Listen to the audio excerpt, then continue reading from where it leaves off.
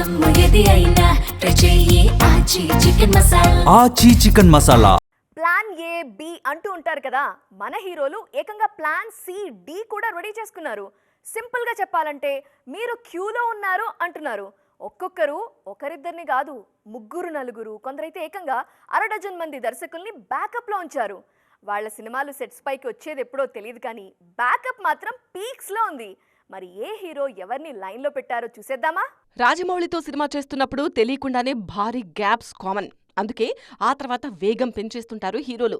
Ram Charan, junior NTR కూడా ఇదే చేస్తున్నారు ఇప్పుడు. ముఖ్యంగా చరణ్ అయితే గేమ్ చేంజర్ సెట్స్ పై ఉన్నప్పుడే బుచ్చుబాబుతో పెద్దికి ఓకే చెప్పారు. ఇది సెట్స్ పై ఉండగానే సుకుమార్ సినిమాకు సై అనేశారు. 2026లోనే సుకుమార్ చరణ్ సినిమా పట్టాలెక్కనుంది. మరోవైపు ఎన్టీఆర్ కూడా అంతే. RRR తర్వాత దేవరకు టైం తీసుకున్న తారక్ ఆ తర్వాత మాత్రం జోరు పెంచేశారు. గత ఏడాది వార్ 2తో వచ్చిన ఎన్టీఆర్ నీల్ సినిమాతో బిజీగా ఉన్నారిప్పుడు. దీని తర్వాత కొరటాల శివ దేవర 2తో రెడీగా ఉన్నారు. అలాగే త్రివిక్రమ్, నెల్సన్ అంటూ తారక్ బ్యాకప్ పక్కగా ఉంది. ప్రభాస్ దూకుడు నెక్స్ట్ లెవెల్లో ఉంది. ఈయన లిస్ట్లో అరడజన్ మంది దర్శకులున్నారు. ప్రస్తుతం ఫౌజీతో పాటు స్పిరిట్తో బిజీగా ఉన్న ప్రభాస్ నాగశ్విన్తో కల్కి 2ని ఏప్రిల్ 10 నుంచి పట్టాలెక్కించబోతున్నారు. ఇక ప్రశాంత్ నీల్తో సలార్ 2 లైన్లో ఉంది.